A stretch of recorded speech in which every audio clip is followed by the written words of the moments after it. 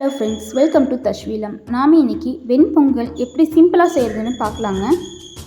3/4 cup பச்சரிசிக்கு 1/4 cup பாசிப்பருப்பு எடுத்துக்கலாங்க. அதை நல்லா அலசிட்டு 15 மினிட்ஸ்க்கு ஊற வச்சுக்கலாங்க. அரிசியும் பருப்பும் சேர்த்துனா 1 கப் இருக்குதுங்க. அதுக்கு 5 கப் வர தண்ணி ஆட் பண்ணிக்கலாங்க. அப்போ தான் வெண்பொங்கல் நல்லா சாஃப்டாக குழஞ்சி வெந்து வருங்க. தண்ணி பாயில் ஆகிற ஸ்டேஜில் 2 பச்சை மிளகாய், 1/2 டீஸ்பூன் மஞ்சள் தூள், 1/2 ஸ்பூன் நெய் ஆட் பண்ணிக்கலாங்க.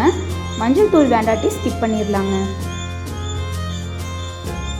குக்கரை க்ளோஸ் பண்ணி மீடியம் ஃப்ளேம்லேயே 6-7 விசில் வர விட்டு எடுத்துக்கலாங்க. விசில் தணிஞ்சதும் ஓப்பன் பண்ணினா நல்லா சாஃப்டாக குழஞ்சி வெந்திருக்குங்க. இன்கேஸ் ரொம்ப ஹார்டாக இருந்தால் ஒரு 1/2 கப் நல்லா கொதிக்கிற தண்ணியை ஆட் பண்ணி ஒரு பரட்டிட்டு க்ளோஸ் பண்ணி வச்சிடலாங்க. தாளிக்கிறதுக்கு தாளிப்பு பேனில் நெய்யும் ஆயிலும் ஆட் பண்ணிக்கலாங்க. வெண்பொங்கலுக்கு எப்போவுமே தாராளமாக நெய்யோ இல்லை எண்ணெயோ ஆட் பண்ணினா தான் நல்லா சாஃப்டாக இருக்குங்க.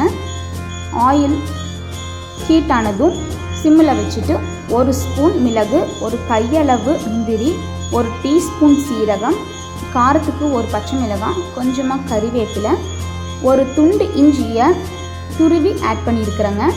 ஒரு பரட்டிட்டு அதை அப்படியே எடுத்து வெண்பொங்கல் மேலே ஆட் பண்ணிக்கலாங்க.